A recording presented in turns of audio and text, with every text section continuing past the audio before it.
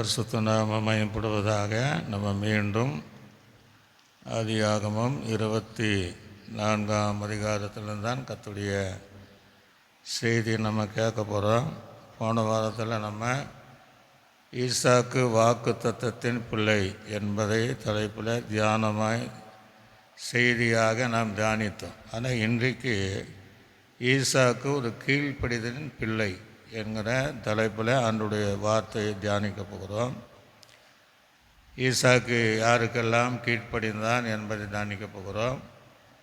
பொதுவாகவே இந்திய உலகத்தில் நீங்கள் பார்க்கும்போது இதற்கு எதிர்மறையானதாக காரியங்களை நாம் பார்க்க முடியும். தேவனால் அழைக்கப்பட்டவர்கள் இருந்தாலும் தெரிந்து கொள்ளப்பட்டவர்கள் ஒரு சிலர் அவர்கள் எல்லா விதத்திலும் வேத வசனத்தின்படி கீழ்ப்படிந்து வருவதை நமக்கு நல்லா தெரியும்.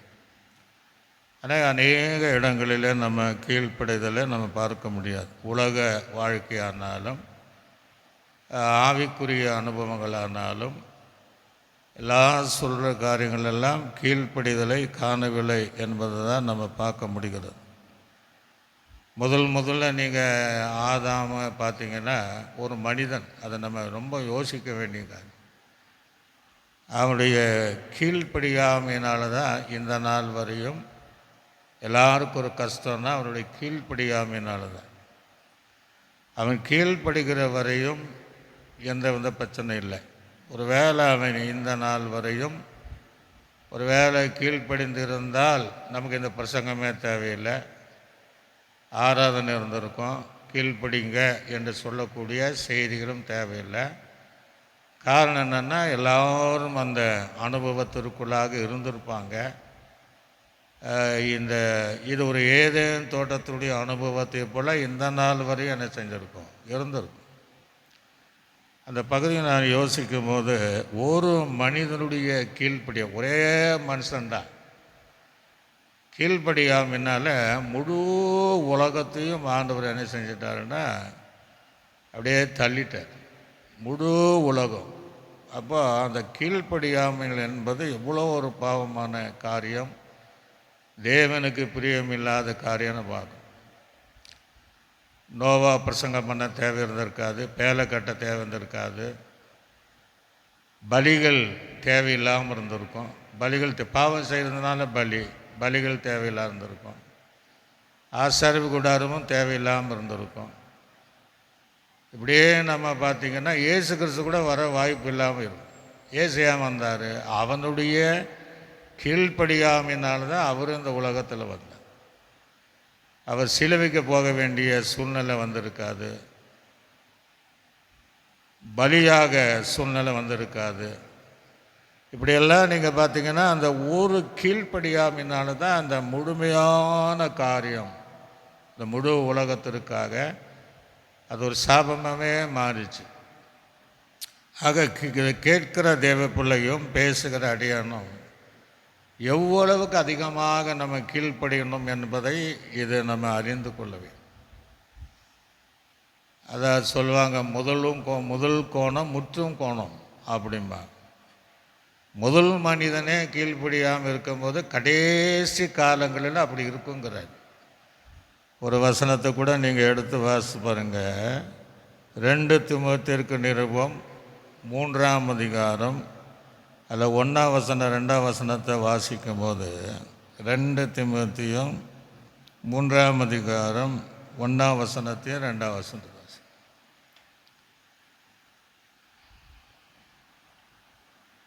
மேலும் கடைசி நாட்களில் நல்ல கவனிங்க. கடைசி நாள் எல்லாருக்கும் தெரியும். கடைசி நாட்களில் கொடிய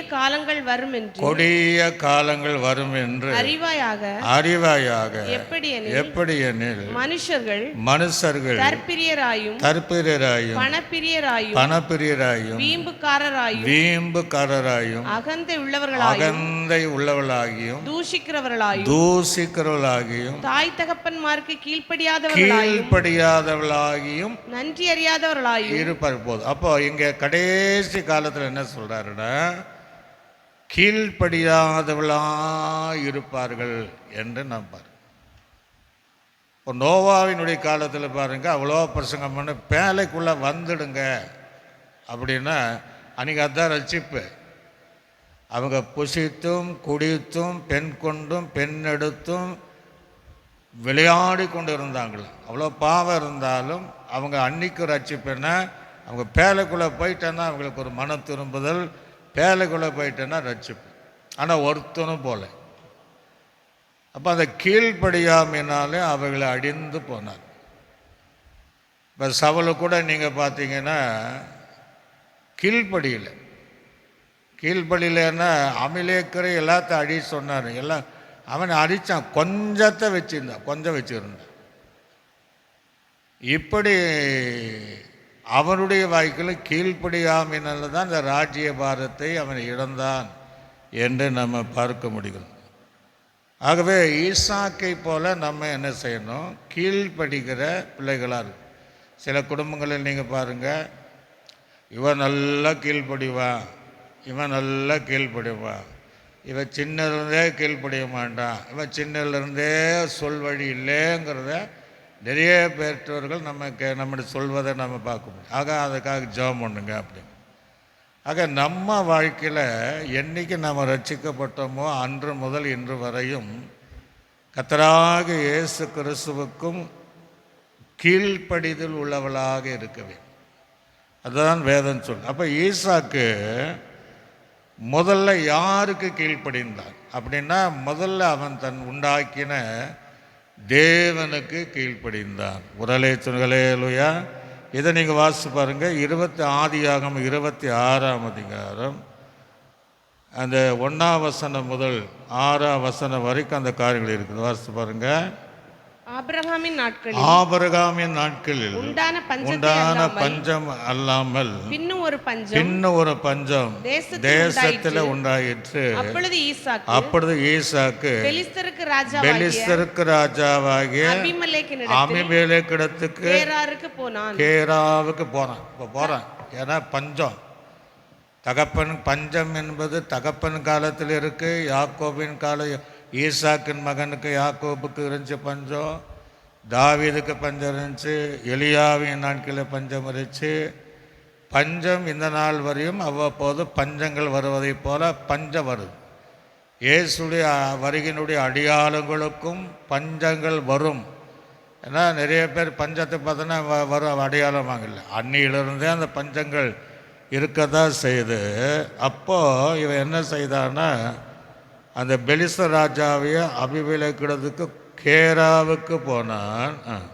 கர்த்தர் அவனுக்கு இப்போ ஆண்டவர் தரிசனமாக போயிட்டு எகிப்துக்கு போகணுன்னு அவனுக்குள்ள பிளான் இருந்துச்சு. எகிப்துக்கு போகணும் அப்படின்ட்டு. அப்போ கர்த்தர் அவனுக்கு தரிசனமாகி, நீ எகிப்துக்கு போகாமல் நான் உனக்கு சொல்லும் தேசத்துல குடியிரு, இந்த தேசத்துல வாசம் பண்ணு, நான் உன்னோடு கூட இருந்து உன்னை ஆசீர்வதிப்பேன், நான் உனக்கும் உன் சந்ததிக்கும் இந்த தேசத்தை யாவையும் தந்து உன் தகப்பனாகிய ஆபிரகாமுக்கு நான் இட்ட ஆணையை நிறைவேற்றுவேன்.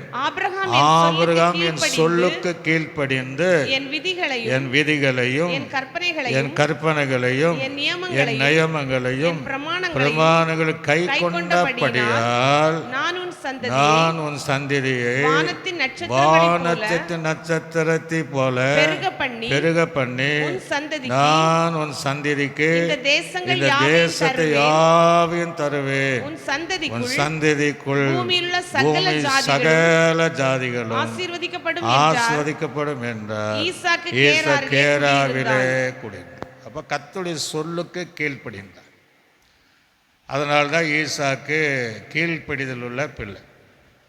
அப்போ நீங்களும் நானும் முதலாவது யார் கீழ்ப்படியணும்? நம்முடைய தேவனுக்கு கீழ்ப்படியணும். உரலே சுனலேலுயா. பஞ்சம் ஒரு பக்கம். அப்போ ஒரு மனிதன் வாழ்வதற்கு ஆகாரம் அவசியம். இப்போ ஆகாரம் இல்லை, எகிப்தில் இருக்குது. அப்போ எகிப்துக்கு போகணுன்னு பிளான் பண்ணுறான். ஆண்டவர் சொல்ல, இல்லை இந்த கேராவில் நீ குடியிருப்ப, தகப்பனெல்லாம் கீழ்ப்படிந்ததை போல் நீயும் கீழ்ப்படிந்தால் சொல்கிறாங்க, நான் உன்னை ஆசீர்வதிப்பேன் அப்படிங்கிறேன். ஒருவேளை நீங்களும் நானும் ஒரு குறிப்பிட்ட இடத்துல நம்ம இருக்கிறோம், ரொம்ப பஞ்சமான ஒரு சூழ்நிலை, அந்த சூழ்நிலையில் நம்ம இன்னொரு இடம் நம்ம போகணுன்னு பிளான் பண்ணுறோம். அந்த நேரத்தில் கர்த்தருடைய வார்த்தை வரும்போது நம்ம கீழ்ப்படியோமா? உண்மையிலே கீழ்ப்படிய மாட்டோம். காரணம் என்னென்னா, ஏன்னா சாப்பாடு வழி கிடையாது. அப்போ நம்ம செழிப்பான ஒரு இடம் இருக்குது, அங்கே போயிடலாம் அப்படின்ட்டு நம்ம போயிடுவோம்.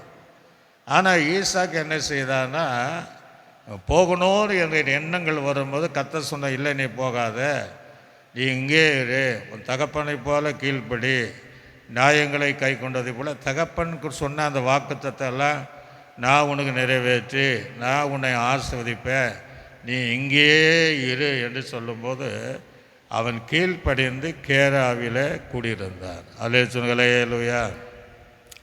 இப்போ இருந்ததுனால என்ன ஆசீர்வாதம் அப்படின்னு நீங்கள் பார்த்தீங்கன்னா, அதே 26ஆம் அதிகாரம் 12-13 வாசித்து பார்த்தீங்கன்னா, அதே ஆதியாகமம் 26:12-13 ஈசாக்கு அந்த தேசத்தில் விதை விதைத்தான். கர்த்தர் அவனை ஆசீர்வதித்ததனால் அந்த வருஷத்தில் 100 மடங்கு பலன் அடைந்தான். அவன் ஐஸ்வர்யம் வர வர விருத்தடைந்து மகா பெரியவனான். இப்போ பஞ்சம், தேசத்தில் மழை கிடையாது, வறட்சி. ஆனாலும் ஆண்டு சொன்னார், இங்கேயே இரு, தகப்பன் கீழ்ப்படிந்ததை போல நீ இரு, நான் உன்னை ஆசீர்வதிப்பேன், உன் சந்ததி நான் ஆசீர்வதிப்பேன் அப்படின்னு சொன்ன உடனே அவன் கீழ்ப்படிந்த அந்த வார்த்தை நிமித்தமாக கர்த்தரை சார்ந்து விதைத்தான். அது அவனுக்கு 100 மடங்கு ஆசீர்வாதத்தை கொடுத்தது. அவன் ஐஸ்வர்யன் வர வர விருத்தி அடைந்து மகா பெரியவன் ஆனான். ஒரு அல்லேலூயா. ஒரு வேளை ஈசாக்கு இந்த இடத்துல கீழ்ப்படியாமல் எகிப்துக்கு போயிருந்தா என்ன நடக்கும்? இந்த ஆசீர்வாதத்தை பெற்றுக்கொள்ள முடியாது. ஆக தேவனுக்கு நம்ம கீழ்ப்படியும் போது அவர் என்ன சொல்கிறாரோ அதன்படி நம்ம செய்யும்போது அந்த தேவன் நம்ம வைத்திருக்கிற இடத்துல அல்ல போகிற இடங்களிலோ அனுப்புகிற இடங்களிலோ ஈசாக்கை 100 மடங்கு ஆசீர்வதித்த வர வர விருத்தி அடைந்து ஐஸ்வர்யனாகி அவன் பெரியவனாய் ஆனதை போல தேவனுடைய கீழ்ப்படுதலை பிள்ளைகளையும் அவ்விதமாய் கர்த்தர் ஆசீர்வதிப்பார். அல்லேலூயா. ஆக முதல் தேவனை கீழ்ப்படி. சாதாரணமாக நம்ம பேசுவோம், சோம்பின கை உடையவன் இருக்கிறான்.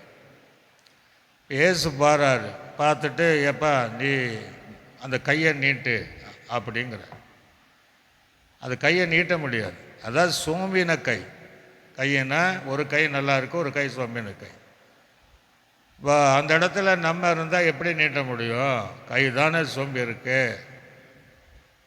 அப்படின்னு நம்ம இப்போ சொல்லியிருப்பான். ஆனால் அவன் கீழ்ப்படிந்தான் பாருங்கள். அவன் சொன்ன உடனே கையை நீட்டினான், மறு கையை போல மாறினது. ஒரு அல்லேலூயா.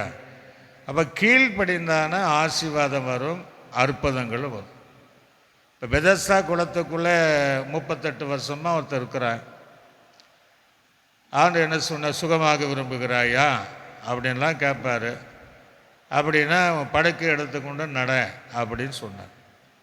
இன்றைக்கி யாராவது வீட்டில் போய் பலவீனப்பட்டவர்களை போய் நம்ம போய் இப்போ படுக்கை எடுத்து நடங்க அப்படின்னு நடக்க மாட்டாங்க. அறிவு இருக்கா, புத்தி இருக்கா, படுத்த படுக்கையாக இருக்கிறோம், எப்படி எங்களை பார்த்து இப்படி சொல்லிட்டு போகிறாங்க அப்படின்னு என்ன செய்வாங்க? அந்த வார்த்தை கீழ்ப்படிய மாட்டாங்க.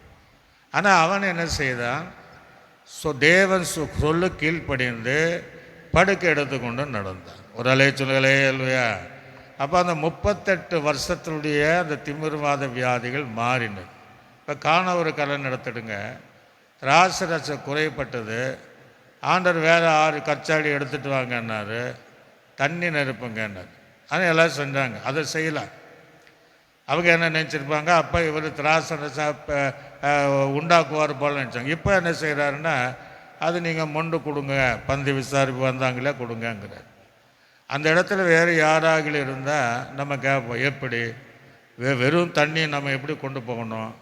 அங்கே கொடுத்தான்னு அவங்க திட்டமாட்டாங்கள, இதெல்லாம் சரி வருமா அப்படின்ட்டு நம்ம அது கீழ்ப்படியாமல் ஒன்றா செய்யாமல் இருப்போம்.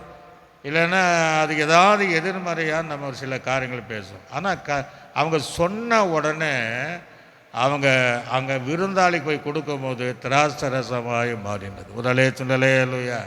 அப்போ இதெல்லாம் எதனால் வருதுன்னா, தேவனுக்கு முதலாவதாக எவ்வளோ பெரிய பரிசுத்தவான் இருந்தாலும் தேவ பிள்ளைகள் இருந்தாலும் கீழ்ப்படியும் போது தேவன் அந்த ஆசீர்வாதத்தை நமக்கு தருவார்.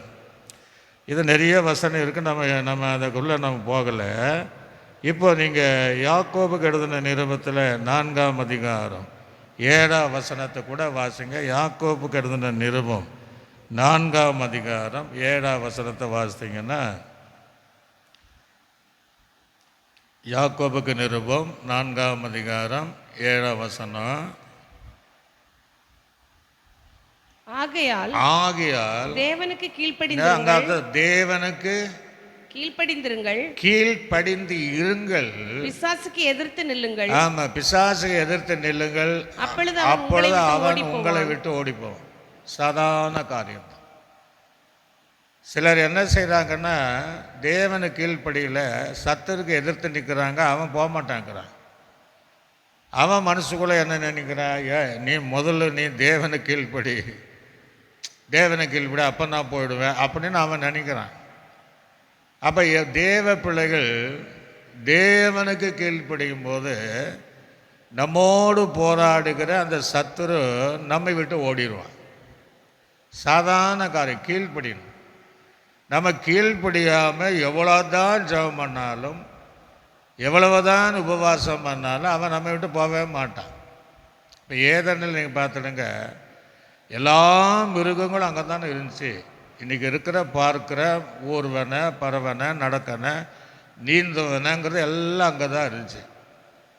அங்கே இருக்கிற வரைக்கும் அத்தனை மிருகங்களும் அந்த ஆதாம் எவ்வளோ கீழ்ப்படிந்ததா இல்லையா? கீழ்ப்படிந்தது, எல்லாமே கீழ்ப்படிந்தது. நோவாவினுடைய பேழைக்குள்ளாக கீழ்ப்படிந்தது. இந்த ஆண்டு சொல்கிறார் இல்லையா, சமூகத்தை மச்சங்கள் பெருகணும், அது கீழ்ப்படிஞ்சு இந்நாள் வரை அப்படியே நடக்குது. நிலத்தின் மேலே பயிர், அதனை விதையத்தக்க கனிகளும் சொல்ல அது பலன் கொடுக்கணும், உடனே அது கீழ்ப்படிந்து அது மாதிரி நடக்குது. ஒரு மனிதனுடைய கீழ்ப்படியாமினால இன்றைக்கி மிருகங்கள் கீழ்ப்படியதா? கீழ்ப்படியாது, எதுவுமே கீழ்ப்படியில்லை. ஏன் கீழ்ப்படியில்லை? இன்றைக்கி மிருகங்களினால தான் மனிதர்கள் நிறைய பேர் அழிந்த பக்கம் நிறைய செய்தி நம்ம கேட்குறோம். ஆக ஒரு மனிதன் கீழ்ப்படிந்தால் சத்துருவானவன் நம்மை விட்டு ஓடி போவார். ஒரு அலைச்சல்களே இல்லையா? பெற்றோர்கள் பிள்ளைகள் சொல்லுவாங்க, நீ முதல்ல நீ கீழ்ப்படி அப்படின்னு தான் சொல்லுவாங்க. கர்த்தர் சொல்ல முதல்ல நம்ம தேவனுக்கு என்ன செய்யணும்? கீழ்ப்படிவு. அது கீழ்ப்படியாமையினால தான் மரணம் வந்துச்சு, சாபம் வந்துச்சு, வேர்வை வந்தது, வறுமை வந்தது, வியாதி வந்தது, பலவீனம்னா எல்லாமே வந்ததுன்னா அவனால தான் வந்து. நிறைய நம்ம வாழ்க்கையில் பார்த்திங்கன்னா கீழ்ப்படியாமல் தான் நிறைய ஆசீர்வாதத்தை நம்ம பெற்றுக்கொள்ளாமல் இருக்கிறோம். ரொம்ப கஷ்டப்படுற காரியம்னா ஏதோ ஒரு வகையில் கீழ்ப்படியில்லை.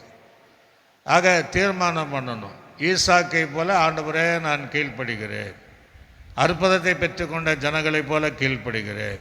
நம்ம கீழ்ப்படியும் போது அது எவ்வளோ பெரிய போராடுகிற பிசாசானாலும் அவன் நம்மை விட்டு ஓடியே போயிடுவான். ஒரு அலைச்சல்களே இல்லையா? நம்ம கீழ்ப்படிஞ்சால் பக்கத்திலே நிற்கவே மாட்டான். அதுதான் நீங்கள் முதலாவதாக ஈசாக்கு தேவனை கீழ்ப்படிந்து அந்த கேராவில் கூடியிருந்து 100 மடங்கு ஆசீர்வாதத்தை பெற்றுக்கொண்டான். இப்போ 2 கொரிந்தியர் நிருபத்தில் வாசிக்கும் போது 2 கொரிந்தியர் 10ஆம் அதிகாரம் 5ஆம் வசனத்தை கூட வாசிங்க. நாங்கள் தர்க்கங்களையும் தேவனை அறிகிற அறிவுக்கு விரோதமாக இருக்கிற எல்லா மேட்டிமைகளை நிர்மூலமாக்கி எந்த எண்ணத்தையும் கிறிஸ்துவுக்கு கீழ்ப்படிய சிறைப்படுத்தினவளாய் இருக்கிறோம். நாங்கள் தர்க்கத்துக்கு இடம் கொடுக்காம இயேசு கிறிஸ்துடைய அறிவினால் மேட்டும் இல்லாமல் நாங்கள் எங்களுக்கு எதிராக செல்லுமே எங்களுக்கு கீழ்ப்படியதில் கிறிஸ்துவுக்குள்ளாக சிறையாக்கி வைத்திருக்கிறோம் என்று சொல்கிறோம். ஒரு சொல்லலையா? அப்படின்னு என்ன அர்த்தம்னா, சில நேரங்கள் நம்ம கர்த்தருக்கு கீழ்ப்படியாமல் சில பிரச்சனைகள் வரும். கீழ்ப்படியாமல் இந்த ஆவி நமக்கு எதிராக கிரியேசை இதெல்லாம் நீங்கள் பண்ணணுமா என்கிற வரும்போது நம்முடைய கீழ்ப்படிதலை கிறிஸ்துவுக்குள் சிறைப்படுத்தி கொண்டு கடைசி வரை நம்ம கீழ்ப்படிந்தே இருக்க வேண்டும். சில பிள்ளைகள் பாருங்கள், நான் இன்னைக்கு கீழ்ப்படிவேன் அப்படிம்பாங்க. சில இடங்களில் அப்படி நடக்கும். இப்போ நீங்கள் இஸ்ரவேல் ஜனங்களை அப்படி தான் சொன்னாங்க. வாசித்து பாருங்கள், யாத்திரையாகும் புஸ்தகம் 24ஆம் அதிகாரம் 7ஆம் வசனத்தை நாம் வாசிப்போம். யாத்திரையாகமம் 24:7. உடன்படிக்கையின் புஸ்தகத்தை எடுத்து ஜனங்களின் காது கேட்க வாசித்தான். ஜனங்கள் எல்லாரும் காது காக்க மோசே வாசித்தான். அவர்கள் கர்த்தர் சொன்னபடியெல்லாம் அவர் கர்த்தரை சொல்கிறபடியெல்லாம் செய்து கீழ்ப்படிந்து நடப்போம் என்றார்கள். சொல்லும் போது அப்படி சொல்லுவாங்க, இல்லை நாங்கள் இன்னைக்கு கீழ்ப்படிவோம். நிறைய பேர் சொல்லுவாங்க இல்லையா, நாங்கள் இன்னும் கர்த்தருடைய சொல்லின்படி நாங்கள் கீழ்ப்படிவோம். இஸ்ரவேல் ஜனங்கள் கீழ்ப்படிந்தார்களா? கீழ்ப்படியில்லை. கீழ்ப்படிந்தால் கானானுக்கு போயிருப்பாங்களே. எத்தனையோ விஷயத்தில் அவங்க கீழ்ப்படியாமல் தேவனுக்கு என்ற முறுமுறுத்து என்ன செஞ்சிட்டாங்க, பின் சந்தித்து தான் போனாங்க தவிர, இஸ்ரவேல் ஜனங்கள் சொல்லும்போது நல்லதாக சொன்னாங்க தவிர கீழ்ப்படியாமல் அவர்கள் கடந்து கானானுக்குள்ளாக பிரவேசிக்க முடியாமல் இருந்தாங்க. ஆக முதல்ல நீங்களும் நானும் தேவனுக்கு கீழ்ப்படியணும். அவர் என்ன சொல்கிறாரோ அதன்படி நடக்கணும். அவர் ஒரு இடத்துல நம்ம பிரயாணம் போக வேண்டாம்னா இருந்துடணும், போகணும். எந்த காரியமானாலும் கீழ்ப்படிதல், தேவன் அதை எதிர்பார்க்குறார். அப்போ தேவனுக்கு நம்ம கீழ்ப்படியும் முதல்ல. அதே நீங்கள் யாக்கோபில் இன்னொரு வசனம் அடுத்தது எதிர் கீழ்ப்படியணும் அப்படின்னா, ஆதியாகமம் வாசித்து பாருங்கள், 22ஆம் அதிகாரம் 1ஆம் வசனத்தை 2ஆம் வசனத்தை வாசிங்க. ஆதியாகமம் 22:1-2. இந்த காரியம் நடந்த பின்பு தேவன் ஆபிரகாமை சோதித்தார். எப்படியெனில் அவர் அவனை நோக்கி ஆபிரகாமே என்றார். அவன் இதோ அடியேன் என்றார். அப்பொழுது அவர் உன் புத்திரனும் உன் ஏகசுதனும் உன் நேசகுமாரனுமாகிய ஈசாக்கை நீ இப்பொழுது அழைத்துக் கொண்டு மோரியா தேசத்திற்கு போய் அங்கே நான் உனக்கு குறிக்கும் மலைகள் மேல் ஒன்றின் மேல் அவனை தகன பலியாக பலியிடு என்றார். இப்ப நல்ல கவனிங்க. இப்ப இந்த இடத்துல பலியிடுன்னு சொல்லிட்டார். இப்ப தகப்பன் என்ன சொல்லியிருப்பாரு, ஈசாக்க வா நம்ம போகலாம் அப்படின்னு. சில பிள்ளைங்களை இன்னைக்கு கூப்பிட்டு பாருங்க, வரமாட்டாங்க. நீங்கள் போங்க, நாங்கள் வரோம், எந்த காரியமானாலும். ஆனால் அவன் என்ன செய்கிறான்னா, தகப்பன் கூப்பிடாமல் போயிருக்கோம்னா கூட போகிறான். அப்போ அவனுக்குள்ளாக பெற்றோருக்கும் கீழ்ப்படிதல் இருக்கு.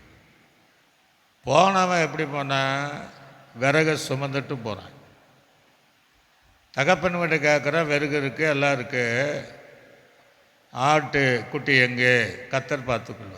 இப்போ அதெல்லாம் முடிஞ்சு மோரி மலை மேலே ஏறுறான். அப்போ இவன் தான் ஈசாக்கை அந்த விறகெல்லாம் அடிக்கடி எல்லாம் கட்டுறான். ஒரு கீழ்ப்படியாத ஒரு பிள்ளை இருந்தால் என்ன செய்வான், கட்டா வச்சுட்டு அப்பனா கட்டிடுவான், தப்பி ஓடி இருப்பான். அவன் கட்டும்போது அமையதான் இருந்தான், அவனை படுக்க வைக்கிற போது அமையதான் இருந்தான். வேறு யாராவது இருந்தால் தகப்பனா படுக்க வச்சே வெட்டியிருப்பாங்க, பலி செலுத்தியிருப்பாங்க. அப்போ அவனுக்குள்ள என்ன இருந்திருக்குன்னா, தகப்பனுக்கும் தாய்க்கும் நம்ம சொல்லின் கீழ்ப்படியணும்னா என்ன வந்தாலும் பிரச்சனை இல்லை என்கிற எண்ணத்தோடு அந்த சூழ்நிலையிலும் தாய் தகப்பனுக்கு கீழ்ப்படுகிறவனாக இருந்தான். ஒரு அலையை சொல்களே இல்லையா, கையில் வச்சு சொல்களே இல்லையா இல்லையா. நம்ம என்ன செய்வோம், இந்த காலத்தில் பசங்க என்ன செய்வாங்க, தகப்பனையே வெட்டி பறிச்சுட்டு போயிடுவாங்க. அப்போ ஈசாக்குள்ள நல்ல விஷயங்களுக்கு இல்லை, இது ஒரு ஆபத்தான விஷயம், ஜீவன் போகிற விஷயம். ஆண்டவர் மாமனாக இருந்தால் பலியாக இருப்பேன்.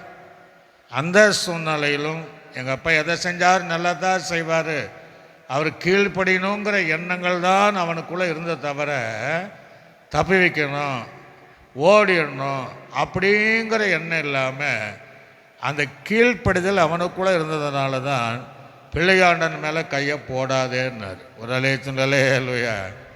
அதுதான் ஈசாக்கை குறித்து நாம் பார்க்கும்போது அவன் கீழ்ப்படிதல் உள்ள பிள்ளை. நம்ம கீழ்ப்படியும். தாய் தகப்பனுக்கு இன்றைக்கி நிறைய பேர் கீழ்ப்படுகிறது இல்லை. தாய் தகப்பனுக்கும் கீழ்ப்படுகிற பிள்ளைகளாக இருக்க வேண்டும். இது கேட்கிற பிள்ளைகள் ஒரு வேலை வாலிப பசங்க இருக்கலாம், சிறிய பிள்ளைகளாக இருந்தாலும் நீங்கள் இன்றையிலேருந்து தீர்மானம் பண்ணணும், எங்கள் பெற்ற தாய் தகப்பனுக்கு நாங்கள் கீழ்ப்படிவோம். அதை சொன்ன வார்த்தைக்கு எந்த பெற்றோர்களும் ஒரு பிள்ளைகள் தவறான வழியில் போகணும்னு அவங்க இஷ்டப்பட மாட்டாங்க. தேவையில்லாமல் அவங்கள தண்டிக்க மாட்டாங்க, தேவையில்லாத அவங்கள அடிக்க மாட்டாங்க, தேவையில்லாதவங்களை திட்ட மாட்டாங்க. சிலர் இருப்பாங்க. ஆனால் அந்த தாய் தகப்பனுக்கு கீழ்ப்படியும் போது ஈசாக்கு மறுபடி ஜீவனோடு எழும்பி அவருடைய சந்ததிகள் முழுவதும் இஸ்ரவேல் ஜனங்களாக மாறினதை போல நாம் பெற்றோருக்கு நம்ம தாய் தகப்பனுக்கு கீழ்ப்படுகிற பிள்ளைகளையும் ஈசாக்கை போல தேவன் ஆசீர்வதிப்பார். அல்லேலூயா. ஆக தாய் தகப்பனுக்கு கீழ்ப்படி. ஆண்டுடைய வசனம் அப்படி தான் சொல்லுது. நீங்கள் எபேசியருக்கு நிருபத்தில் வாசிக்கும் போது 6ஆம் அதிகாரம் 1ஆம் வசனம் முதல் 3ஆம் வசனம் வரை நம்ம வாசித்தால், எபேசியருக்கு நிருபம் 6ஆம் அதிகாரம் 1ஆம் வசனம் முதல் 3ஆம் வசனம் வரை. பிள்ளைகளே உங்கள் பெற்றாருக்கு கர்த்தருக்குள் கீழ்ப்படியுங்கள். கர்த்தருக்குள் கீழ்ப்படி. அதாவது கர்த்தருடைய விஷயத்தில் தான், தவறான விஷயம் இல்லை. கர்த்தருக்குள் நீங்கள் கீழ்ப்படியுங்கள், இது நியாயம். உனக்கு நன்மை உண்டாயிருப்பது சொல்றாரு. கீழ்ப்படிஞ்சிட்டானா உனக்கு நன்மை உண்டாயிருக்கும்படி பூமியிலே உன் வாழ்நாள் நீடித்திருப்பதற்கு உன் தகப்பனையும் தாயையும் கனம் பண்ணுவாயாக என்பதே வாக்குத்தத்தமுள்ள முதலாம் கற்பனையாயிருக்கிறது. முதலாவது கற்பனை. அப்போ பிள்ளைகள் என்ன செய்யணும்? தாய் தகப்பனும் கனப்பண்கிற பிள்ளைகள் எப்படி இருப்பாங்க? அவங்க கீழ்ப்படுகிற பிள்ளைகளாக இருப்பாங்க. கீழ்ப்படிதல். ஜெபம் சொன்னால் ஜெபம் பண்ணுவாங்க, பைபிள் வாசினா பைபிள் வாசிப்பாங்க, கொஞ்சம் வேலையெல்லாம் பாருன்னா பார்ப்பாங்க. கீழ்ப்படிதல் உள்ள பிள்ளைகளாக. எதற்காக? நீ நன்றாக இருப்பதற்கு தான். நன்றாக இருக்கணும். நீ இருக்கக்கூடிய தேசத்தில் நீடித்த நாட்களாய் வாழ்வதற்கு, நீ ஆசீர்வாதமாய் இருப்பதற்கு உங்களை பெற்ற தாய் தகப்பனுக்கு நீங்கள் என்ன செய்யுங்க? கீழ்ப்படிங்க. கர்த்தருக்கு கீழ்ப்படிங்க. அது நியாயம் என்று எழுதுக்கிறேன். இன்னைக்கு எத்தனையோ பெற்றோருடைய கண்ணீர் என்ன தெரியுங்களா? கீழ்ப்படியாத பிள்ளைகள் அடம் பிடிப்பாங்க. சில தவறான காரியம் செய்வதற்கு அடம் பிடிச்சு நிற்பாங்க. எவ்வளோ சொன்னாலும் கேட்க மாட்டாங்க. இன்றைக்கெல்லாம் இந்த யூடியூப்பில் பாருங்கள், ஒரு அம்மா சொன்னாங்களா, நீ போகாதே, ஒரு தகப்பன் சொன்னாரா, நீ அந்த பக்கம் போகாதே அப்படின்னு. அப்போ அங்கே போனதுனால கீழ்ப்படியாமல் போனதால் 2 பேரும் மரித்த நிலைமையில் நம்ம செய்திகள் வருது. ஏன் அப்படின்னா, பெற்றோருக்கு கீழ்ப்படியாத போனாங்க, அவர்கள் மரணத்தை தான் சம்மதித்து. ஆக இது யார் கேட்டாலும் உங்களுடைய தாய் தகப்பன் என்ன சொல்கிறார்களோ அதற்கு நீங்கள் கீழ்ப்படிந்தால் நீங்கள் பூமியிலே நன்றாக இருக்க முடியும், ஆசீர்வாதமாக இருக்க முடியும். நீடித்த நாட்கள். இப்போ நீடித்த நாளெல்லாம் போச்சு. வாழ்வதற்கு தாயும் தகப்பனையும் கனப்படுத்துங்க முதலாவது வாக்குத்தத்தமான கற்பனைங்கிறார். ஈசாக்கு நீடித்த நாட்களாய் வாழ்வதற்கும் அவனை ஆசீர்வாதத்தை பெற்றுக்கொள்வதற்கும் அவன் நன்றாக இருப்பதற்கு அந்த சூழ்நிலையிலும் தன் தகப்பனுக்கும் தாய்க்கும் கீழ்ப்படிந்தான். ஒரு அல்லேலூயா. அதனால் அவனோட வாய்க்கு ஆசீர்வாதம். நம்ம கீழ்ப்படியணும். பிள்ளைகளுக்கு நம்ம சொல்லணும், நீங்கள் கீழ்ப்படிய வேண்டும் என்று சொல்லணும். அடுத்தது என்ன அப்படின்னா, ஆதியாகமம் 24ஆம் அதிகாரம் 2ஆம் வசனத்தில் வாசிக்கும் போது, ஈசாக்கு முதல் தேவனுக்கு கீழ்ப்படிந்தான், 2வது தாய் தகப்பன் கீழ்ப்படி, 3வது 24:2 வாசிங்க. அப்பொழுது ஆபிரகாம் தன் வீட்டில் உள்ளவர்களின் வயதில் மூத்தவனும் போதும் மூத்தவர். அப்போ எலியாசார் யாருங்க? மூத்தவர், அப்படின்னா முதியவர். அப்போ இந்த ஈசாக்கு பாருங்க, இந்த மூத்தவருக்கு இந்த முதியவருக்கு கீழ்ப்படுகிறான். எங்கே கீழ்ப்படிந்தான் அப்படின்னா, அவனுக்கு ஒரு பொண்ணை பார்த்து ரெபேக்கால கொண்டு வர்றாரு. கொண்டு வந்த உடனே எத்தனைக்கும் அவன் ஒரு வேலைக்காரன், யாருன்னு கேட்குறான். அப்போ விஷயத்தை சொல்கிறான். அப்போ நீ யாரையா எனக்கு பொண்ணு பார்க்கன்னு அப்படி கேட்கவும் இல்லை. அப்போ அந்த முதியோருக்கு கீழ்ப்படிந்து அந்த ரெபேக்காலை தன்னை மனைவியாக்கி கொண்டு தாயின் கூடாரத்துக்குள்ளாக பிரவேசித்தார். ஒரு அலேச்சுகளே இல்லையா? இன்றைக்கெல்லாம் இந்த சம்பவம் நடந்தால் யாராவது கீழ்ப்படிவாங்களா?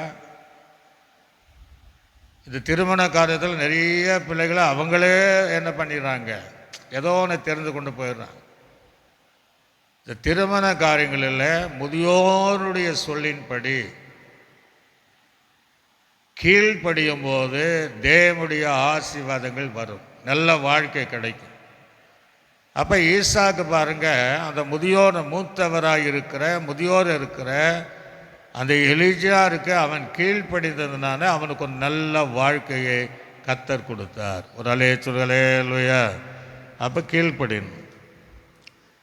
நீங்கள் 1 பேருக்கு நிருபத்தில் 5ஆம் அதிகாரம் 5ஆம் வசனத்தை கூட வாசிங்க.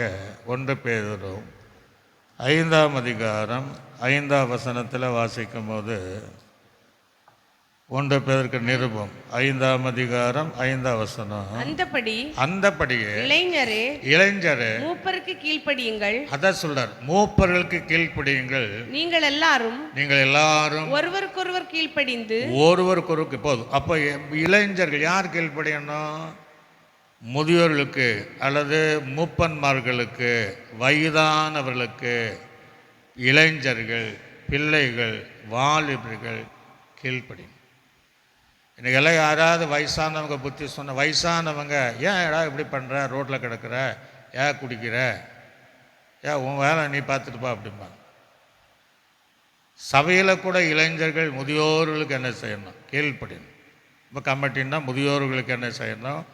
மூப்பன்மார்களுக்கு கீழ்ப்படியணும். அப்போ அந்த கீழ்ப்படியும் போது தேவனுடைய ஆசீர்வாதம் வரும். இப்போ ஈசாக்கு பாருங்க, அது வயசாகி போச்சு, இவன் என்னத்தை பொண்ணை பார்த்துருப்பான் அப்படின்னு நினைக்காம அவனுக்கு கீழ்ப்படிந்து ரெபேக்காலை மனைவியாக்கி கொண்டு கூட பண்ண கீழ்ப்படிக்கிற சுபாவம் அவனுக்கு கூட இருந்துச்சு. அந்த முதியோரை வயசாகி போச்சேன்னு ஏளனமே என்னாமல் அது கீழ்ப்படிந்தவனாக இருக்கும்போது தான் அவனுக்கு நல்ல ஒரு வாழ்க்கையை கர்த்தர் கொடுத்தான்.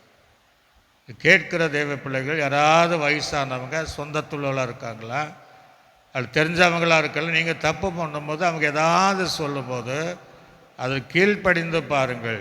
உங்களை தேவன் தேசத்தின் நடுவில் உயர்த்துகிற தேவனாக இருப்பார். ஒரு அலைச்சுலையா.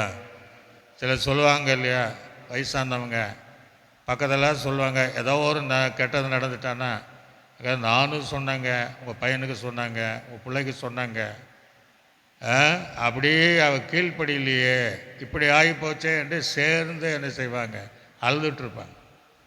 ஆக ஆவிக்குரிய ஜீவியமானாலும் உலக காரியமானாலும் நல்ல முதியோர்கள் சொல்லக்கூடிய நல்ல ஆலோசனை கீழ்ப்படியும் போது நமக்கு எதிர்காலங்கள் மிகுந்த ஆசீர்வாதமாக தான் இருக்கும் என்பதை நாம் அறிந்து கொள்வோம். ஆக ஈசாக்கு அந்த மூத்தவராகிய முதியவராகிய அந்த எலியாசர் கீழ்ப்படிந்தான்.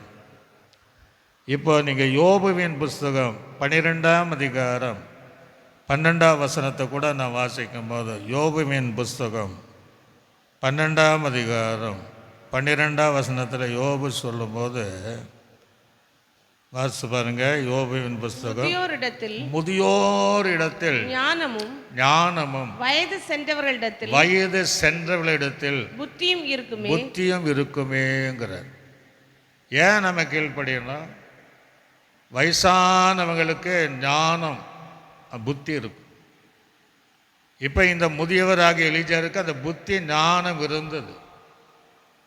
ஈசாக்குக்கு எப்படிப்பட்ட ஏற்கனவே அந்த வெளிப்பாடு இருந்தாலும் அவனுக்கு எப்படிப்பட்ட பொண்ணு அவனுக்கு தகுதியாக இருக்கும் ஜெபம் பண்ணி தான் போனான். அந்த ஞானம் புத்தி இருக்கும் முதியோர்கள் இடத்துல நம்ம அந்த ஆலோசனைகளை கீழ்ப்படி நடக்கும்போது எதிர்காலங்கள் நமக்கு பிரகாசமாக இருக்கும். சில இடத்துல வயசானவர்களை மதிக்க மாட்டாங்க, இதெல்லாம் வயசு கிளடும்பாங்க. ஆனால் அவங்களுக்குள்ள அந்த அனுபவமுள்ள புத்தி ஞானம் நம்ம எதிர்காலத்துக்குரிய சிந்திக்கக்கூடிய எதிர்காலத்துக்குரிய ஆசீர்வாதத்துக்குரிய எல்லா புத்தி ஞானமும் யோபு சொல்கிறான். யோபுக்கு இல்லாத புத்தியா? யோபுக்கு இல்லாத, அவன் ரொம்ப பரிசுத்தர், ஆனாலும் முதியோர் இடத்துல வயதான இடத்துல இது இருக்குங்கிறான். அப்போ இளைஞர்கள் பிள்ளைகள் ஈசாக்கை போல வயசானவர்களுக்கு கீழ்ப்படியணும். ஒரு அலேச்சுலையா இதுகெல்லாம் எதிர்த்து பேசுகிறவங்க நினைப்பாங்க. அப்படி பேசும்போது தேவனுடைய ஆசீர்வாதங்கள் வரும். நீங்கள் ரெகோபியாமுடைய நாட்களில் பார்த்தீங்கன்னா சாலமோனுடைய நாட்களிலே அவன் கீழ்ப்படிந்தவனாக இருந்தான். அதுதான் அவனுடைய காலத்தில் தேவாலயம் கட்டப்பட்டுச்சு. 40 வருடங்கள் தேசம் சமாதானமாக இருந்தது. அவன் வாழ்க்கை போச்சு பின்னாடி, அது வேற. இப்போ அந்த ஸ்தானத்தில் அந்த மகன் வரான். ரெகோபெயாம் வரும்போது அவன் முதியோருடைய ஆலோசனை தள்ளியிருந்தான். வாலிபுடைய ஆலோசனை கேட்கறதுனால அவனால் சரியாக ஆட்சி செய்ய முடியல. ஆனால் முதியோர் இடத்துல தான் ஞானம் புத்தி இருக்குது. நீங்கள் வாசித்து பாருங்கள், 1 ராஜாக்களின் புஸ்தகம் 12ஆம் அதிகாரம் 13வது வசனம் 14வது வசனத்தை வாசிங்க. ராஜா முதியோர் தனக்கு சொன்ன ஆலோசனை தள்ளி முதியோர் சொன்ன, இது நிறைய பேர் தான் சொல்கிறாங்க. அப்புறம் சொன்னாங்க, அப்பமே நீங்கள் சொன்னீங்க நாங்கள் கேட்கல அப்படின்ட்டு வயசானது சொல்லுவாங்க. அப்பமே பாடி போடி சொன்ன கேட்டியா? ஒரு வார்த்தையை கேட்டியாம்மா? எல்லாம் முடிஞ்ச பின்னாடி அப்பமே சொன்னார், அவங்க சொன்னாங்க, அவர் சொன்னார், இவங்க சொன்னாங்க, தாத்தா சொன்னாங்க அப்படின்னு சொல்லுவாங்க. அப்போ இங்கே பாருங்கள், இந்த ராஜா முதியோருடைய ஆலோசனையை தள்ளி வாலிபருடைய ஆலோசனையின்படியே அவளோடு கூட பேசி என் தகப்பன் உங்கள் நுகத்தை பாரமாக்கினார், நான் உங்கள் நுகத்தை அதிக உங்களிடத்தில் பாரமாக்கினா நான் அதிகமாக உங்களை பாரமாக்குவேன். என் தகப்பன் உங்களை சவுக்குகளினாலே தண்டித்தார்,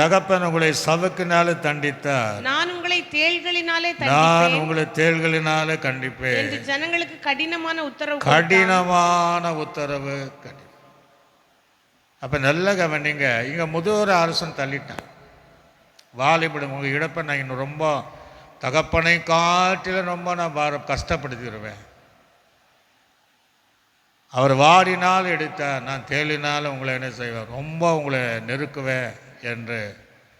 அவர் ரொம்ப நாள் அந்த ராஜ்யம் பாரு நிற்காம போச்சு. காரணம் என்ன? அந்த முதியோருடைய ஆலோசனை தள்ளிட்டான். முதியோருடைய என்னதான் ஆலோசனை சொன்னாங்க அப்படின்னா, 2 நாளாகமும் 10ஆம் அதிகாரம் 6ஆம் வசனம் முதல் 8ஆம் வசனம் வரைக்கும் வாசித்து பாருங்க. 2 நாளாகமும் 10ஆம் அதிகாரம் 6, 7, 8 வாசிங்க. அப்பொழுது ராஜாவாகிய ரெகோபெயாம் தன் தகப்பனாகிய சாலமோன் உயிரோடு இருக்கையில் அவன் சமூகத்தில் நின்ற முதியோருடைய ஆலோசனை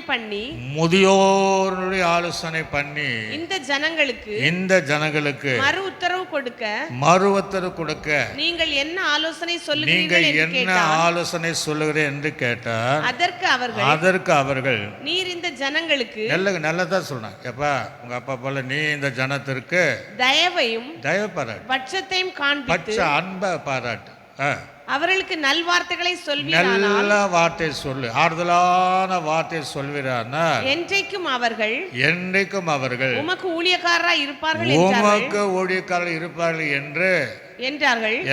முதியோர் சொன்ன ஆலோசனை அவன் தள்ளிவிட்டு தன்னோடு வளர்ந்தவர்களும் தன் சமூகத்தில் நிற்கிறவர்களுமாகிய வாலிபரோட ஆலோசனை கேட்டு அவர்களை நோக்கி போதும். அப்ப நல்ல கவனிங்க. அந்த முதல்வர் என்ன சொன்னாங்க, அப்பா நீ ஒன்றும் பண்ண வேண்டாம், அவங்க தயவு பாராட்டு, பச்சமாய் பேசு, அன்பாய் பேசு, பாசமாய் பேசு, அவளை நேசி, நல்ல வார்த்தைகளை சொல். ஒரு அலை சொல்லலே லூயா, நல்ல வார்த்தை சொல். அப்போ அவங்க எப்போதும் சமூகத்தில் அவர்கள் உன்னை சேவிக்கிற ஊழியக்காரர்கள் இருப்பார்கள். அந்த முதியோருடைய ஆலோசனை கேட்டிருந்தா இந்த ரெகோமியாம் எத்தனை வருடங்கள் ராஜாவாக இருந்திருப்பான்னு தெரியல. நல்ல ஆலோசனை தள்ளிட்டான். இதெல்லாம் தவறான ஆலோசனையா? இல்லை.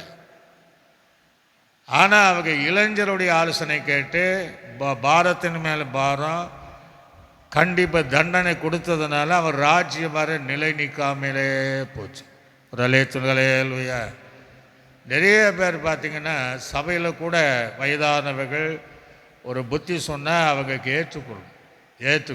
இப்படியெல்லாம் வாலி பசங்களை பார்த்து சொன்னால் அவங்க அந்த முதியோர்கள் இப்படி சொல்கிறாங்களே என்று அதை அற்பமாக எண்ணாமல் அதை கீழ்ப்படிக்கும் போது அது ஒரு ஆசீர்வாதங்களாக இருக்கும். ஒரு அலேத்துலையா.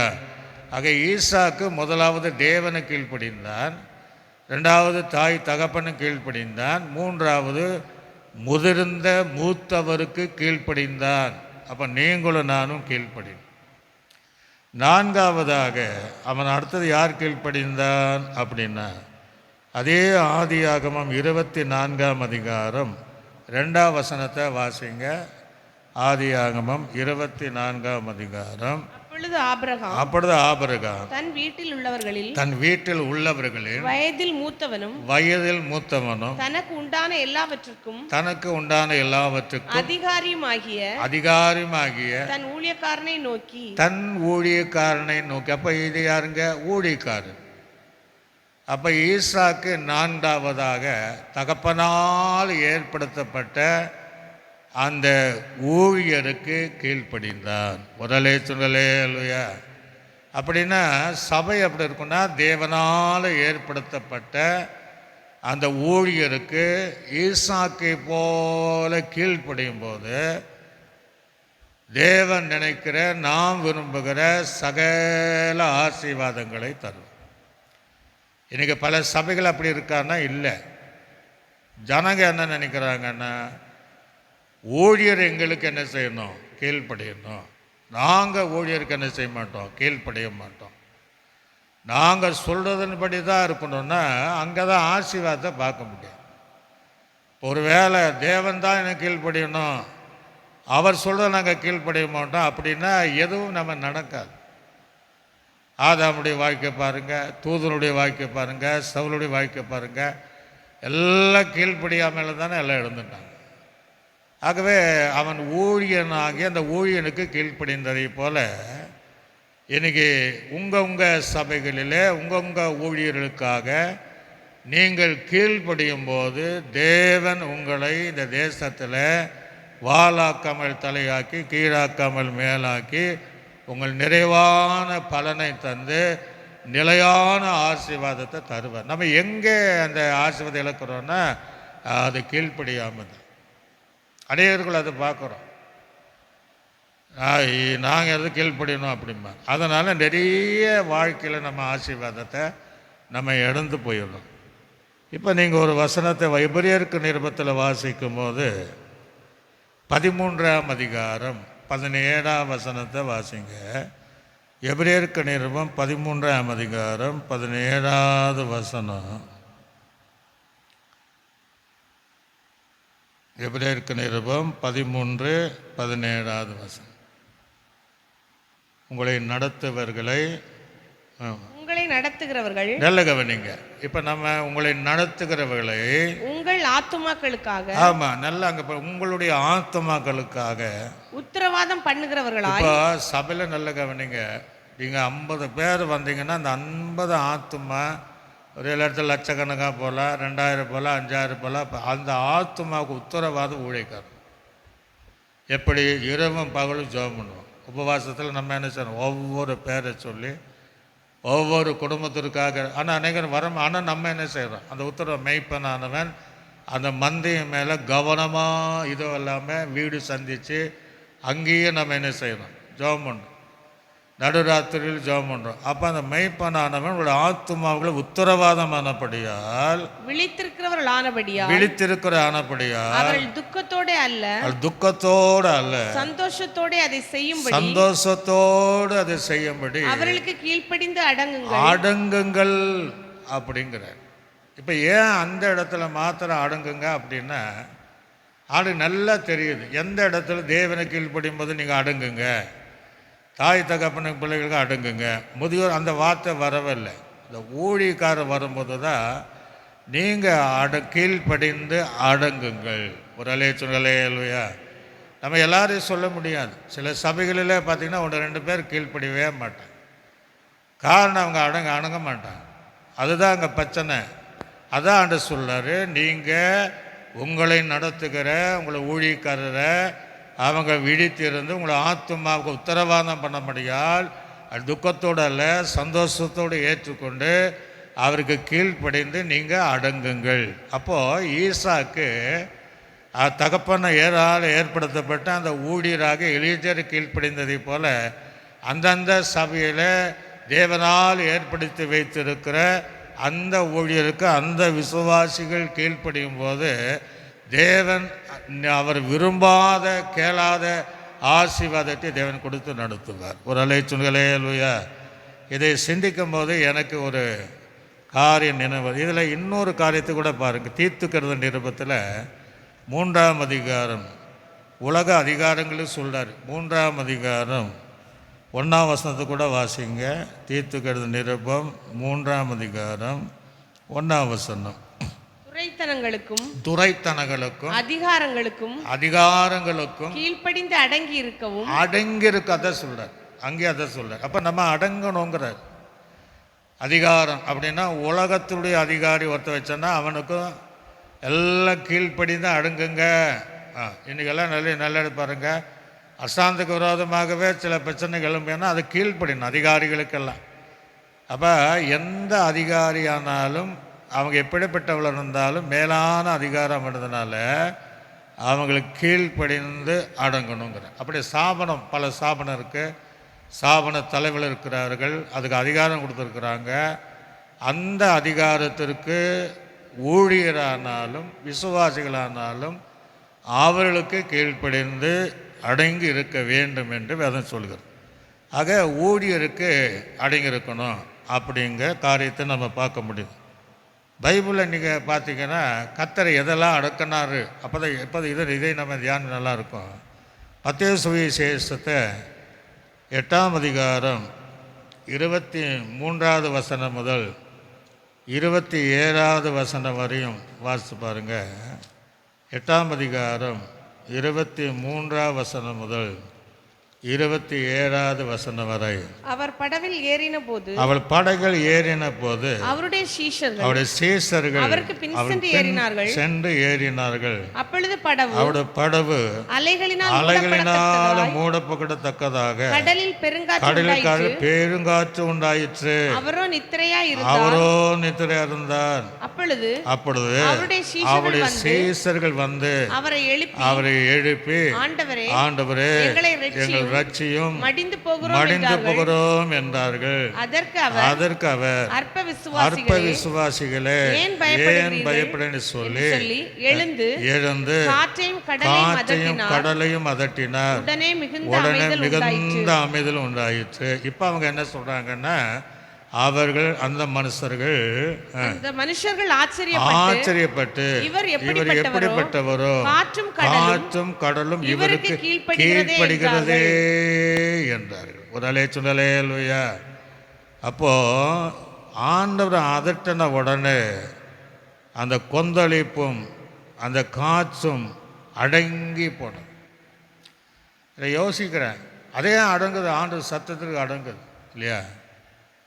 ஆனால் நம்ம என்ன செய்யலை, அந்த கீழ்ப்படிந்து நம்ம அடங்காமல் இருக்கும். எவ்வளோ புயல் வந்தாலும் கூட கர்த்தர் சொன்னால் அது அடங்கிடுது. எவ்வளோ பெரிய கொந்தளிக்கக்கூடிய காற்று வந்தாலும் அப்படின்னு சொன்னால் தான் அடங்கிடுது.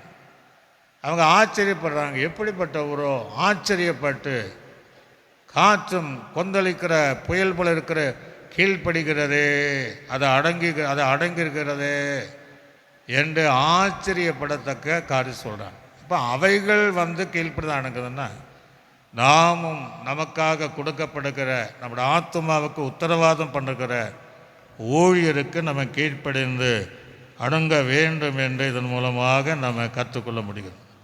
இன்னொரு பகுதி கூட நீங்கள் வாசித்து பார்த்தீங்கன்னா, மார்க் சுவிசேஷம் 1ஆம் அதிகாரம் அங்கே 23வது வசனம் முதல் 27வது வசனம் வரையும்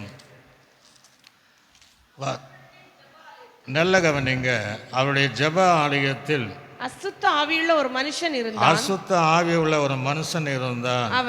அவன் ஐயோ ஐயோ நசரேயனாகிய இயேசுவே, நசரேயனாகிய இயேசுவே, எங்களுக்கு உமக்கு என்ன, எங்களுக்கு உமக்கு என்ன, எங்களை கெடுக்கவா வந்தீர், எங்களை கெடுக்கவா வந்தீர், உம்மை இன்னார் என்று உம்மை இன்னார் என்று அறிவே, நீ தேவனுடைய பரிசுத்தர் என்று சத்தமிட்டார். அதற்கு இயேசு நீ பேசாமல் இவனை விட்டு புறப்பட்டு போ என்று அதை அதட்டினார். உடனே அந்த அசுத்த ஆவி அவனை அலைக்கழித்து மிகுந்த சத்தமிட்டு அவனை விட்டு போய்விட்டது. எல்லாரும் ஆச்சரியப்பட்டு இது என்ன இந்த புதிய உபதேசம் எப்படிப்பட்டது, இவர் அதிகாரத்தோடு அசுத்த ஆவிகளை கட்டளையிடுகிறார், அவைகள் இவருக்கு கீழ்ப்படிந்தது என்று தங்களுக்குள்ளே ஒருவர் கூட. பார்த்தீங்களா, பிசாசு கூட கீழ்ப்படிது பாருங்க. அப்படின்னா நம்ம கீழ்ப்படியலைன்னா பிசாசுகளில் பெரியவங்க தானே அர்த்தம்.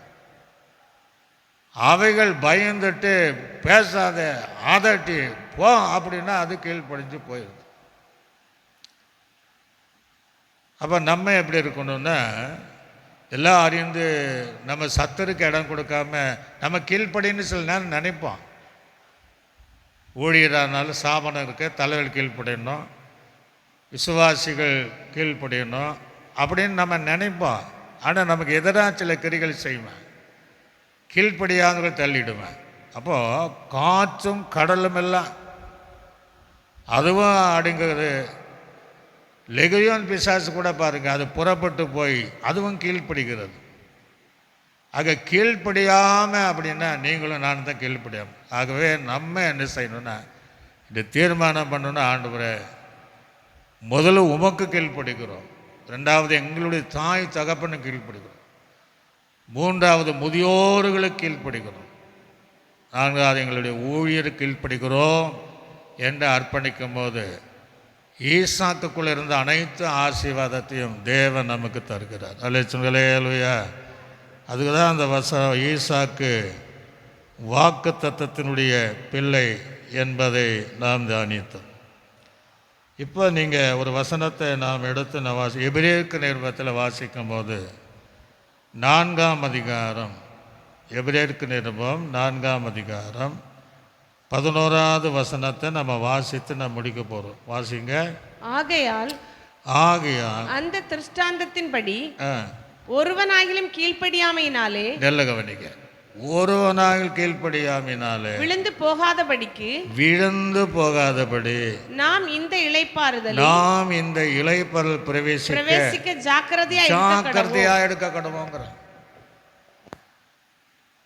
நிறைய காரியங்களை வேதத்தில் விழுந்து போனார்கள், தெரியும். பெருமையில் விழுந்து போனார்கள், பாவத்தில் விழுந்து போனாங்க, விபச்சாரத்தில் விழுந்து போன நிற்கிறேன் என்று சொல்ல விழுந்து. ஆனால் இங்கே என்ன சொல்கிறாருன்னா,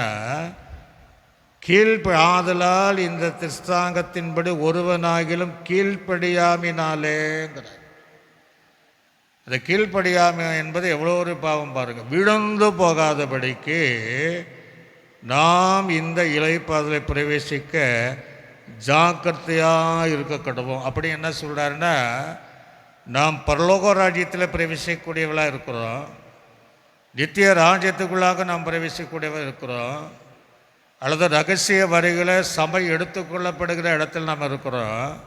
ஆனால் நம்முடைய கீழ்ப்படியாமல் ஒன்று இருக்கு பாருங்க, அதில் நம்ம விழுந்து போகாதபடிக்கு இந்த இளைப்பாறுதலை குறித்து, இந்த ஆசீர்வாதத்தை குறித்து ரொம்ப ஜாக்கிரதையாக இருக்க வேண்டுமா? ஒரு அலே சொல்களே இல்லையா? அப்படின்னா நம்முடைய ஆவிக்குரிய வாழ்க்கை கீழ்ப்படிதலில் ரொம்ப ஜாக்கிரதை, அதில் விழுந்து போகவே கூடாமல் எதற்கெல்லாம் தேவன் நமக்கு கீழ்ப்படிய சொன்னாரோ அதற்கெல்லாம் நம்ம கீழ்ப்படியும் போது இந்த உலகத்தில் நம்ம விழுந்து போகாமல் நமக்கு பரம தரிசனத்தை பரம தேசத்தை வாக்குத்தத்தம் செய்த அந்த தேசத்திற்குள்ளாக நாம் பிரவேசிக்க நம்ம முடியும். ஒரு அலே சுண்டலே இல்லையா? ஈசாக்கு கடைசி எங்கே தான் போனான்னா பாலும் தேனும் ஓடுகிற அந்த தேசத்திற்காக கடந்து போனோம். ஆக ஈசாக்கை போல் நம்ம கீழ்ப்படுகிற பிள்ளைகளாக ஒரு வேளை நமக்குள்ளே கேட்கிற தெய்வ பிள்ளைன்னா, ஏன் நம்ம ஜபம் கேட்கப்படலை, ஏன் நம்ம ஆசீர்வதிக்கலை, ஏன் வீடு நம்ம இன்னும் விருத்தி அடையலை, அல்லது ஈசாக்கை போல் நம்ம எதை வைத்தாலும் 100 மடங்கு ஆசீர்வாதம் நமக்கு வரல அப்படின்னா நமக்குள்ளே இருக்கிற அந்த கீழ்ப்படியாமல் தான். ஆக இந்த கீழ்ப்படியாமல் நம்ம தூக்கி வீசிட்டான்னா கர்த்தர் இன்றைக்கே உங்களை தூக்கி எடுத்து எல்லாவித ஆசீர்வாதங்களினாலே கர்த்தர் நிரப்புவார். ஆக முதல்ல நம்ம கேட்டபடி தேவனுக்கு கீழ்ப்படியணும். ரெண்டாவதாக தாய் தகப்பன் ரொம்ப முக்கியம். அவங்க இல்லாமல் நம்ம எப்படி பிறக்க முடியும்? அவங்க இல்லாமல் எப்படி நம்ம வாழ முடியும், வளர முடியும், படிக்க முடியும்? அப்போ அவங்களுக்கு கீழ்ப்படியணும். மூன்றாவது முதியோர்களுக்கு, மூத்தவர்களுக்கு, மூப்பன்மார்களுக்கு, வயதானவர்களுக்கு கீழ்ப்படியணும். நான்காவதாக ஊழியருக்கு நாம் கீழ்ப்படியணும். ஆனால் கடைசி காலங்களில் கீழ்ப்படியாமல் இருப்பார்களாம். அதில் லிஸ்ட்டில் நம்ம இல்லாதபடி கடைசி வரையும் தேவனுக்கென்று ஈசாக்கை போல எல்லா விதத்திலும் நம்ம சொல்லணும், இவங்க கீழ்ப்படுகிற பிள்ளை, இவங்க கீழ்ப்படுகிற ஊழியர் என்று ஆண்டு சொல்லத்தக்கதான ஒரு நல்ல பரிசுத்தமான வாழ்க்கை வாழ்வதற்கு நம்மை அர்ப்பணித்து அப்படியே கண்ணை மூடி நம்ம எல்லோரும் கர்த்தரை நாம் ஸ்தோத்திரம் பண்ணுவோம். ஸ்தோத்திரம், ஸ்தோத்திரம், ஸ்தோத்திரம், ஸ்தோத்திரம். இதை கேட்கிற தேவ பிள்ளையே, எந்த இடத்திலிருந்து கேட்கிறாயோ கர்த்தர் அறிவார். உன் வாழ்க்கை இதுவரையும் தொலைந்து போன காரியம் உனக்குள் இருக்கிற கீழ்ப்படியாமல் தான். ஒரு வேளை இதை அநேக வாலிப பிள்ளைகளும் வாலிபர்களும் இதை கேட்கலாம். உன் எதிர்காலத்தை தொலைத்தது உன் பெற்றோருக்கு கீழ்ப்படியாமல் தான், உன்னை உண்டாக்கின தேவனுக்கு கீழ்ப்படியாமல் தான். ஒரு வேளை இதை கேட்கிற தேவ பிள்ளையானாலும் உன்னுடைய ஊழியருக்கு நீ கீழ்ப்படியாமல் இருப்பதினால அநேக ஆசீர்வாதத்தை நீ இழந்திருக்கிற. எனக்கு தீர்மானம் பண்ணி, ஆண்டவரே எனக்கு கொடுக்கப்படுகிற அது நிறைவோ குறைவானவளோ அந்த சபைகளிலே ஆண்டவரே எங்களுக்காக ஆபிரகாம் நியமிக்கப்பட்ட அந்த ஊழியனை போல தேவன் எங்களுக்கு நியமிக்கப்பட்ட எங்கள் ஊழியருக்கு நாங்கள் இதுவரை கீழ்ப்படிந்தோம், இனி கீழ்ப்படிவோம். ஒருவேளை நாங்கள் பல காரியத்தை கீழ்ப்படியாமல் இருந்தோம், இனி நாங்கள் கீழ்ப்படுகிறோம் என்று சொல்லி ஆண்டு சமூகத்தில் அர்ப்பணிக்கும் போது நிச்சயமாகவே ஈசாக்கை கர்த்தர் ஆசீர்வதித்த தேவன். வாலி பிள்ளைகளும் தானே ஈசாக்கு நல்ல வாழ்க்கை கொடுத்த தேவன் உங்களுக்கும் நல்ல வாழ்க்கை தந்து நடத்தும்படியாக எல்லாம் அப்படியே நம்ம ஸ்தோத்திரம் பண்ணி தகப்பனே நன்றி செலுத்துகிறோம், நன்றி செலுத்துகிறோம், நன்றி செலுத்துகிறோம். முதல்ல நாங்கள் தேவனை கீழ்ப்படியணும். ரெண்டாவது எங்களை பெற்றெடுத்த தாய் தகப்பனை கீழ்ப்படியணும். மூன்றாவது எங்களை சொந்த பந்தங்களோ சபைகளோ மூப்பன்மார்களுக்கும் முதியோர்களுக்கும் வயதானவ கீழ்ப்படியணும். நான்காவதாக எங்களுக்கு கொடுக்கப்பட்ட ஊழியருக்கு நாங்கள் கீழ்ப்படியணும். ஆண்டவரே, எங்கள் ஸ்தாபன தலைவர்களுக்கும் நாங்கள் கீழ்ப்படியணும் என்கிற அர்ப்பணிப்போடு நம்ம அவரை நோக்கி நாம் பார்ப்போம். ஸ்தோத்திரம், ஸ்தோத்திரம். பிதாவாகிய தேவனை நாம் ஸ்தோத்திரம் பண்ணுவோம். ஸ்தோத்திரம். கர்த்தராகிய இயேசு கிறிஸ்துவை நாம் ஸ்தோத்திரம் பண்ணுவோம். ஸ்தோத்திரம். நம்மை ஆற்றி தேற்றி வழி நடத்தின பரிசுத்த ஆவியானவரை நாம் ஸ்தோத்திரம் பண்ணுவோம். நல்ல ஆண்டவரே, இந்த ஆசீர்வதிக்கப்பட்ட இந்த நல்ல மாலை வேலைக்காக மீண்டும் அந்த ஆதி 24ஆம் அதிகாரத்திலிருந்து ஈசாக்கு கீழ்ப்படிதல் உள்ள பிள்ளை.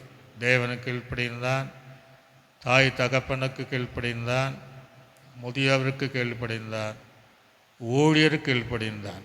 அதனால் அவன் நீர் வைத்த தேசத்தில் அவனை 100 மடங்கு ஆசிர்வதித்ததைப் போல கேட்கிற பிள்ளைகள் எதற்கெல்லாம் கீழ்ப்படியாமல் இருக்கிறார்களோ இன்று கீழ்ப்படைந்து அந்த ஆசீர்வாதத்தை பெற்றுக்கொள்ள உதவி. இன்றைக்கு கடந்து வந்த தெய்வ பிள்ளைகள் மேலே, குடும்பத்தின் மேலே அந்த ஆசீர்வாதங்கள் உண்டாவதாக என்று ஜெபிக்கிறோம்.